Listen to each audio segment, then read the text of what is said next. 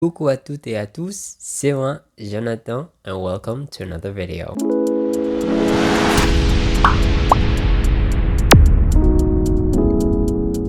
For today's video, I wanted to share my August wrap-up, September TBR, and the books that I'm currently reading, which are taking me very long, but I'm in no rush. For the month of August, I was able to read 12 books. It's a good mixture of short story, novellas, manga, and children's book. The very first book that I started in August was Hammers on Bone by Catherine Call, and it was a very good book. I really enjoyed it, and it really did propel my desire for reading for the month because it was really well done, and I like the atmospheric feel the book gave me. It is a horror thriller book, and it does have a little bit of trigger warning, so if you're planning to read it, make sure to do a little bit of due diligence. The content warning in the book are violence, domestic abuse, and there's a little bit of gore in it. Not a little bit, I think. There's a lot. It's quite a brutal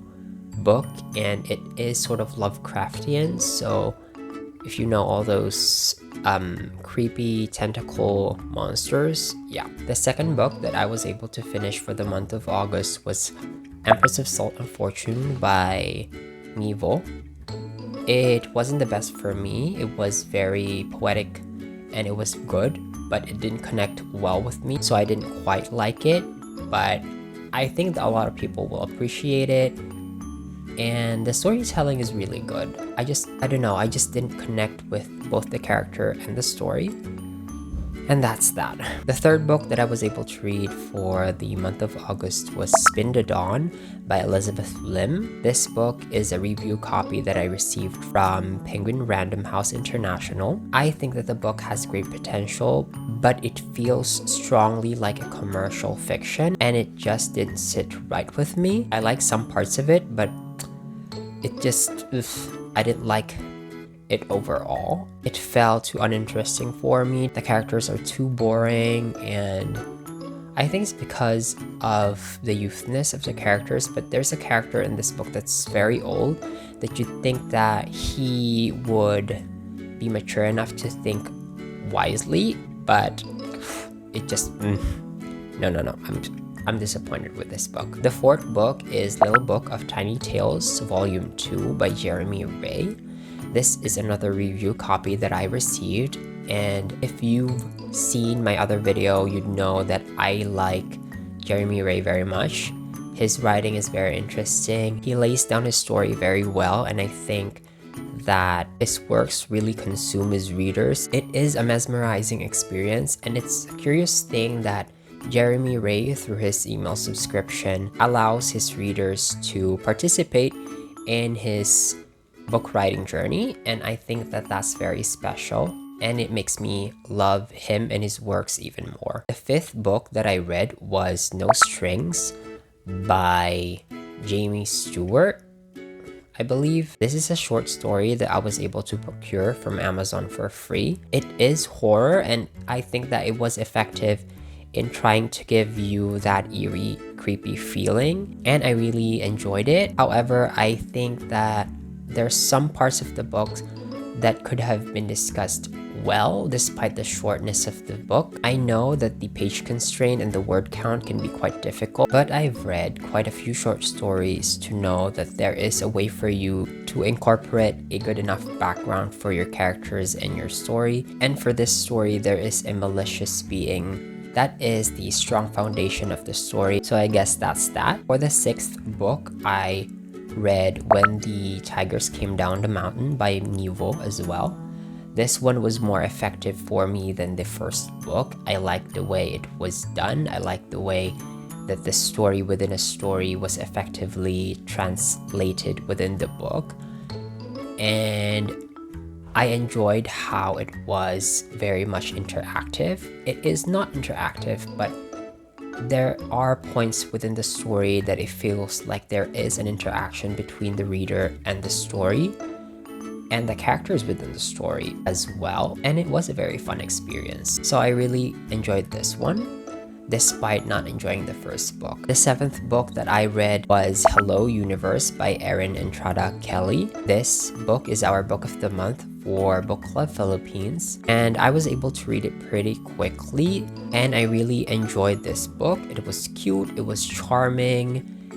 However, I did not like one aspect of the book, but it's not something that I would like to talk about in this video for fear that it will spoil it for other readers who want to start reading the book blind. But I did enjoy this book very much, and it's a really good book if you want to feel the cultural nuances of a Filipino family as well. The 8th and 9th book that I read were Jujutsu Kaisen Volume 10 and 11.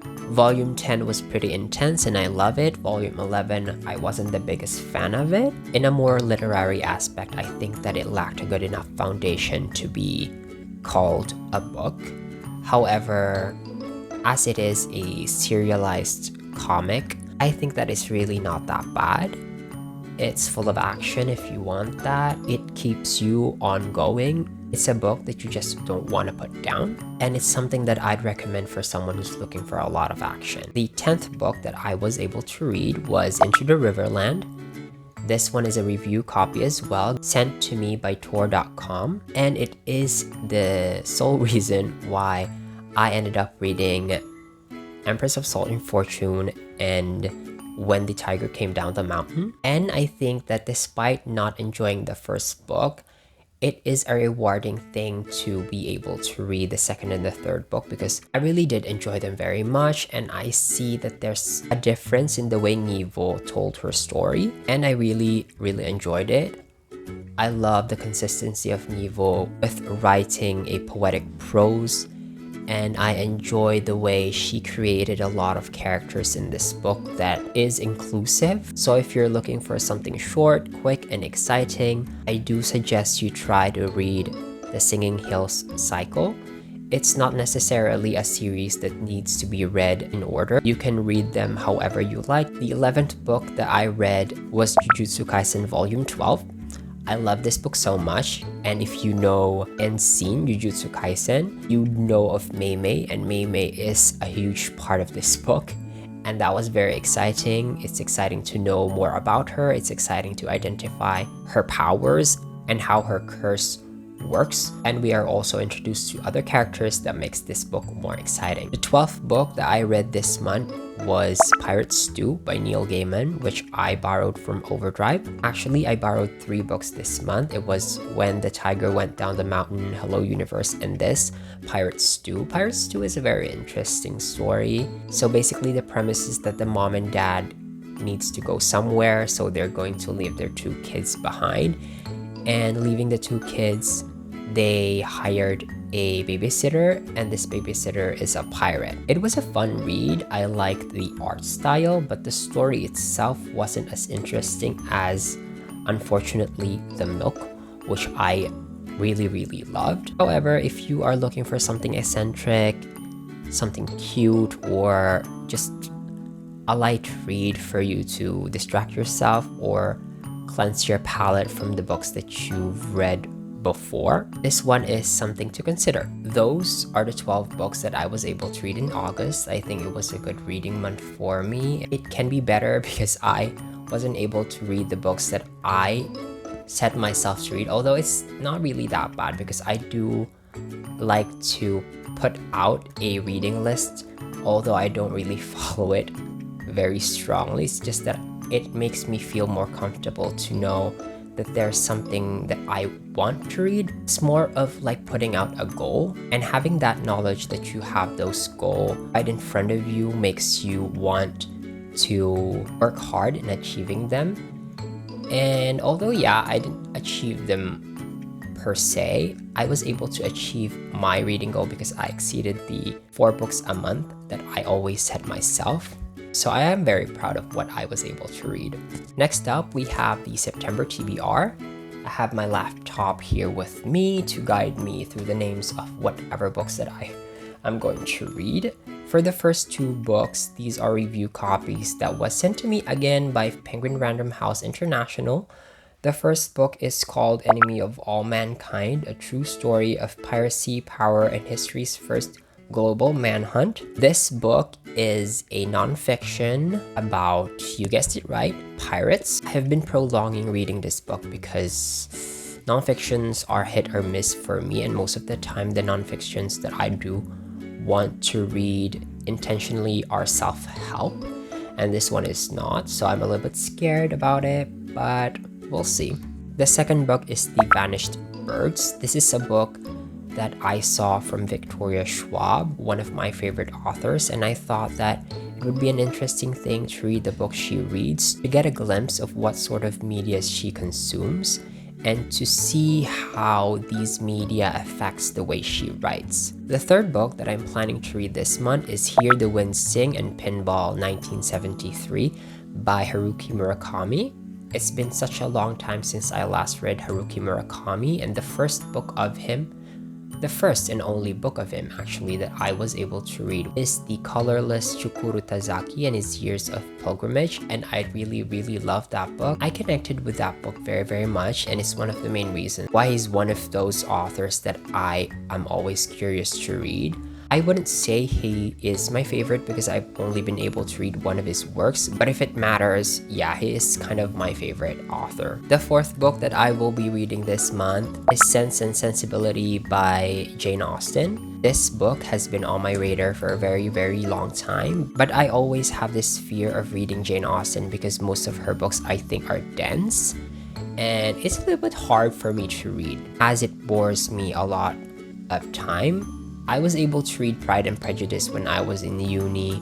However, it was an abridged children's version, so it was much more simpler to read, but I did enjoy it and I wanted to try her other works, and I asked Charlie from Bookstagram about which book he would suggest someone who wants to start with Jane Austen, and he suggested Sense and Sensibility to me, and I'm very much excited to read it. Luckily, I was able to get the Kobo edition of it when Kobo released their Kobo editions for classic books for free. All of the books now aren't free. They are purchasable for $3.49 Canadian if you would like to collect the ebook copies of these Kobo edition classics, like myself. And the last book that I want to read this month, this is an extra book, is The Great Hunt by Robert Jordan. This is the second book of the Wheel of Time series. It's something that I've been wanting to read for a very long time as well.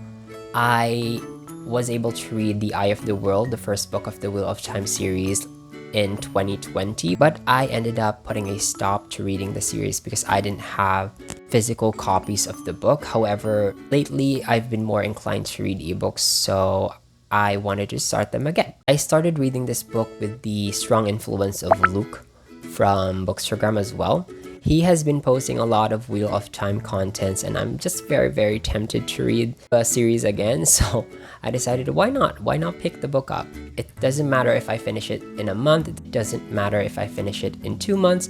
What matters is that I started reading it and I'm actually really loving it. I can't tell you how much I miss the world of Wheel of Time, the characters of it, and I'm very excited with all the intrigue within the book. However, the problem I have with it is that I'm reading it in a mass market paperback copy, and it's a little bit difficult, and I'm not very used to reading in print anymore. Because if you know, reading in an e-reader is very convenient. Like, you can read laying down without any problem at all, without any concerns for the book's weight, without any concern about the lighting not hitting the book in the right spot, and all those things that makes a book a book. I mean, I love books, but I like the feeling of holding a book, the feeling of turning pages, of smelling the paper, but reading an ebook just is very convenient for me right now, and I don't know, I like it. And lastly, for the books that I am currently reading, number 1 is The Daily Stoic by Ryan Holiday. It's a book that I decided to read 1 page per day, like the way it's supposed to be read. And it is fruitful. It's a fruitful read. I've gotten a lot of interesting thoughts from reading it, and I'm really enjoying it to the point that I am looking forward to actually read some philosophy books by Seneca, Aristotle, and all those other works, especially since Penguin Classics actually have them published. So that's something to look forward to. The second book that I am reading is Comment j'ai arrêté de manger les animaux by Hugo Clément. This book is a French non-fiction book about how Hugo stopped eating animal meat. It is an interesting read. It is much simpler than fiction French books that I tried reading. However, it is still quite a difficult read for me as I do not know most of the vocabulary that are being used in the book, but it's a fun way to learn French. The third book that I'm reading is Concepcion, An Immigrant Family's Fortune. This book is interesting, but it's giving me a reading slump, so I'm reading it very, very slowly. There's a lot of conquistador history in this book that I don't know how it's connected with the story itself. There is a part of the story where history is involved, but it's family to the writer, so it's not that bad. But for the most part, I'm just lost. I'm lost with this book. It's good, it's interesting, but I'm questioning some of the contents of it, and that questioning inside my head is keeping me from enjoying the book. And then there's Lapiti Assassini by Richard Normandin. This is a French children's book that is a Greek mythological retelling. It is a pretty complicated book as well because of the vocabulary. It is more complicated than Hugo Clément's book as it uses words that you won't normally use on a day-to-day basis. I decided to DNF this book and pick it up again in a time where I am more knowledgeable with French vocabularies. So that's it for today's video. Share your current read, maybe your favorite August read, or what books you're looking forward to read in September. Thank you so much for watching, and I'll see you in the next video. Bisous!